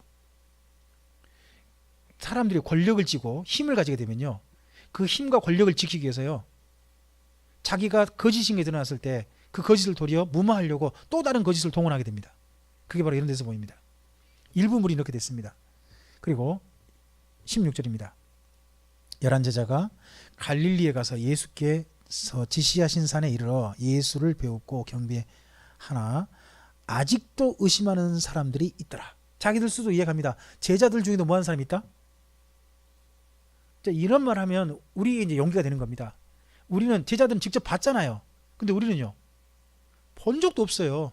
근데 제자들이, 이 기록을 남긴 제자들이 이야기해 주는 겁니다. 자기들도 믿기 쉽지 않았다. 있는 그대로 사실을 받아들이기 쉽지 않았다. 이거 이야기해 주는 겁니다. 예수께서 나와 말씀하시되 하늘과 땅의 모든 권세를 내게 주셨으니 그러므로 너희는 가서 누구를 제자로 삼으라고요? 자, 여기 너희가 누굽니까? 제자들이죠. 근데 제자들인데 제자들만이 아니고 지금 마태복음을 생각해 보시기 바랍니다. 마태복음이 누구한테 썼다고요? 누구를 1차 대상으로? 믿는 유대인이라니까요. 믿는 유대인인데 믿는 유대인에게 누구에게 가라고요? 모든 민족에게. 유대인들의 고정관념, 편견은요, 유대인만 구원받는다는 거예요. 이방인은 복음을 들을 자격이 없다는 거예요. 그런데 유대인들에게 말합니다. 당신들 유대인만 구원받는 게 아니요, 예수님의 말씀은 모든 민족을 믿으라고 우리가 먼저 믿게 하신 거예요. 하는 얘기를 하는 겁니다. 여러분, 이 이야기가 사실 연결되는 게 어디냐 그러면 이게 출애굽기 19장 5절 6절입니다. 너희가 내 말을 듣고 내 언약을 지키면 내 소유가 되어 너희가 내게 제사장 나라가 될 것이다. 하나님을 소개하는 나라. 그러니까 구약이나 신약이 한결같아요. 하나님의 소원은 우리 한 사람만 믿는 게 아니라 우리를 통해서 또 다른 하나님 믿지 않는 사람이 하나님께 돌아오는 걸 원하는 거죠. 믿는 유대인을 통해서 믿지 않는 수많은 민족들도 하나님께 돌아오기를. 이게 예수님이 원하신 내용이니까 모든 민족을 제자 삼으래요. 자, 더더욱 그 다음 또 보세요. 모든 민족을 성도로 삼으라. 신자로 삼으라가 아닙니다. 뭐로 삼으라? 제자로 삼으라. 제자로 삼으란 말은 뭔 말이죠? 가르치라. 그래서 교회가 해야 할 가장 중요한 일이 뭐다? 가르치는 일이라는 겁니다. 가르치는 일이라는 게 보입니다. 아버지와 아들과 성령의 이름으로 세례를 베풀고 내가 너희에게 분부한 모든 것을 가르쳐 지키게 하라. 그래서 교회가 해야 할 일은 뭡니까? 자, 믿지 않는 사람을 하나님 품에 불러들여 가지고 그에게 먼저 삼위일체 하나님의 이름으로 세례를 주는 겁니다. 그렇죠? 세례를 주고 그리고 그에게 예수님이 말씀하신 모든 것을 가르칩니다. 가르쳐서 그 다음 어떻게 하게 해야 됩니까? 지키게 해야 됩니다. 자, 이걸 모세 유언하고 연결해 보시죠. 모세는 신명기 31장 9절에 13절에서 뭐라고 부탁합니까? 7년에 한 번 초막절에 성막에 모여가지고 성경 율법을 읽어주고 율법을 가르쳐서 어떻게 하라고요? 하나님을 경외함으로 그 말씀을 지키게 해라. 그렇죠? 그러고 난 다음에 또 하나 더 뭐 해달라? 그 지킨 사람들이, 그렇게 들은 사람들이 그 또 하나님을 경외함으로 자녀들에게 가르쳐서 자녀들도 지키게 만들어 달라. 이게 그 신명기 31장에 있는 말씀이잖아요. 똑같아요. 신약은행 똑같아요. 먼저는 가르치라는 거죠. 말씀을 가르치라. 말씀을 배워야 됩니다. 그 말씀 배우는 이유는 뭐예요? 지키게 하려고요. 지키게 하려고. 대신에 여기는 한 가지가 빠져 있습니다. 한 가지가 그게 뭐냐 그러면 경외함으로. 원래 구약에는 1단계가 먼저 있죠. 말씀 배우고 난 다음에 첫 번째 반응은 경외함입니다. 하나님을 사랑해야 된다는 거죠. 사랑함으로 뭐 해야 돼요? 말씀을 지키라는 겁니다. 말씀을 지키는 삶을 언제까지 살아야 되는 거죠? 교회가 볼지어다 내가 세상 끝날까지 너희와 항상 함께 있으리라. 그러면 교회가 끝까지 해야 될 일이 뭐라는 겁니까? 모든 민족을 제자로 삼아 그들에게 세례를 베풀고요. 그렇죠? 예수님과 모든 가르쳐서 하나님을 경외함으로 지키는 사람이 되게 만드는 일을 언제까지? 세상 끝날까지 해야 한다는 겁니다. 이게 교회가 해야 할 일이라는 겁니다. 교회가 해야 할 일. 그러면서 여기에 이제 또 중요한 내용 중에 하나가 예수님이 세상 끝날까지 너희와 항상 함께 한다. 너희가 누구예요? 여기 16절부터 20절을 갖다가 정리하면 이렇습니다. 예수님의 말씀대로 모든 민족을 제자 삼아 그들에게 세례를 베풀고 말씀을 가르쳐서 지키게 만드는 사람이 여기 너희입니다. 그렇죠? 너희라는 사람을 정리해 본다면 그럼 예수님이 어떤 사람과 항상 함께 한다고요? 세상 끝날까지? 말씀을 지키고 있고 말씀을 누군가에 가르쳐서 말씀을 지키도록 돕고 있는 사람과 끝까지 함께 하실 것이다. 이렇게 말씀되고 있다는 겁니다. 자, 그리고 마태복음 첫 번째 1장에서 예수님에 대해서 이렇게 말씀합니다. 임마누엘, 혹시 기억나십니까? 그분을 임마누엘이라 하리라. 임마누엘의 뜻이 뭡니까? 하나님이 저희 백성과 함께 하신다. 그리고 마태복음 끝이 뭐라고 마무리됩니까? 내가 세상 끝날까지 너희와 항상 함께 있을 것이다. 그래서 마태복음 1장과 마태복음 끝장이 동일해요. 1장에서도 임마누엘, 그리고 28장 끝도요, 히브리식으로 표현하면 그게 임마누엘인 거예요. 그래서 예수님은 어떤 분이십니까? 마태복음 1장에서 이렇게 말씀합니다. 임마누엘 예수님이십니다. 그리고 마태복음 28장에서 예수님이 또 어떤 분이십니까? 임마누엘 예수님이십니다. 이렇게 이야기할 수 있습니다. 자, 그러한 예수님 이야기로 맨 먼저 마태가 믿는 유대인, 당시 믿는 유대인들에게 썼습니다. 그리고 그렇게 썼던 성경을 성령님께서 보존하여 주셔가지고 오늘 우리에게 보게 하십니다. 이 말씀을 따라서 다시 한번 맨 처음 이거를 기록했던 마태 사도의 그 의도, 그걸 우리가 또 이해할 뿐만 아니라 지금까지 보존하여 주셔서 이 마태복음을 보게 하시는 성령님의 선하신 뜻까지 우리가 이해하고 마태복음을 따라 주님을 더욱더 경외하고 하나님의 말씀을 지키고 주님을 사랑하는 사람으로 나아가는 우리 모두가 되기를 바랍니다. 기도하겠습니다. 주님 감사합니다. 오늘 마태복음의 뒷부분을 정리를 했습니다. 예수님의 십자가에서 죽으시기 전부터 부활하신 사건까지, 그리고 마지막으로 제자들에게 유언하신 장면까지 오늘 말씀을 드렸습니다. 이 말씀들이 다시 한번 우리의 가슴에 담겨지기를 원합니다. 제자들에게만 준 예수님의 유언이 아니라 이 시간 말씀을 듣는 우리에게도 주님께서 부탁하고 싶으신 말씀으로 들려지게 하시고, 그 말씀에 주님께 저도 그 부탁에 응답하겠습니다로 설 수 있는 우리가 되게 하옵소서. 우리의 삶을 주님께서 선하신 길로 인도하시기를 소원하오며 예수님 이름으로 기도합니다. 아멘.